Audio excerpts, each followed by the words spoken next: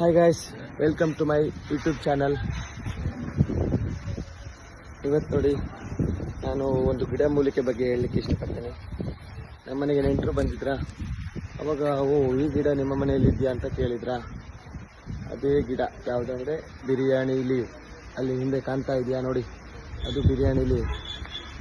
ಅದರಿಂದ ತುಂಬ ಉಪಕಾರ ಇದೆ ನೋಡಿ.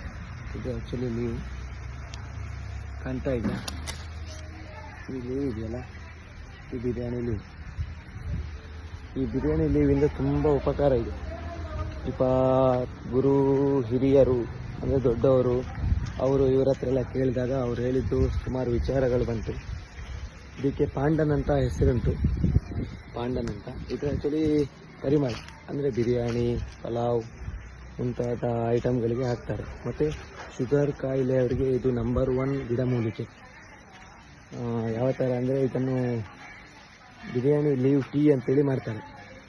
ನಾರ್ಮಲ್ ಟೀ ಮಾಡುವಂಗೆ ಒಂದು 2 ಲವಂಗ, ಒಂದು ಏಲಕ್ಕಿ, ಮತ್ತು ಸ್ವಲ್ಪ ಚಾವುಡಿ, ಸ್ವಲ್ಪ ನೀರು ಹಾಕಿ ಈ ಬಿರಿಯಾನಿ ಲೀವ್ ಹಾಕಿ ಕುದಿಸಿ ಗಾಳಿಸಿದ ಮೇಲೆ ಇದು ಅದಕ್ಕೆ 1 ಸ್ಪೂನ್ ಹನಿ ಹಾಕಿ ಡೈಲಿ ಒಂದು 1 ತಿಂಗಳು ಕುಡಿಯೋದ್ರಿಂದ ನಮ್ಮ ಶುಗರ್ನ ಏರುಪೇರೆಲ್ಲ ಒಂದೇ ಲೆಕ್ಕ ಬರ್ತದೆ ಅಂತೇಳಿ ಸುಮಾರು ಜನ ಅನುಭವದ ಮಾತನ್ನು ಹೇಳಿದ್ದಾರೆ. ಶುಗರ್ ಕಾಯಿಲೆ ಇದ್ದವರು ಒಂಚೂರು ಟ್ರೈ ಮಾಡಿ, ನಮ್ಮ ಆರೋಗ್ಯಕ್ಕೆ ತುಂಬ ಹಿತವಾಗಿದೆ. ನೋಡಿ, ನಮ್ಮ ಇತ್ತೀಚಿನ ದಿನಗಳಲ್ಲಿ ಮನೆಯ ಅಕ್ಕಪಕ್ಕ ಇರುವ ಗಿಡಮೂಲಿಕೆಗಳು ನಮಗೆ ಗೊತ್ತಾಗೋದಿಲ್ಲ.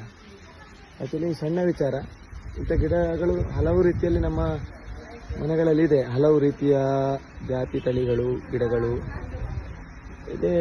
ಒಬ್ಬೊಬ್ಬರು ಹಿರಿಯರು ಅವರು ಇವರು ಬಂದಾಗ ಈ ರೀತಿಯ ಸಣ್ಣ ವಿಚಾರಗಳು ಬೆಳಕಿಗೆ ಬರುತ್ತೆ.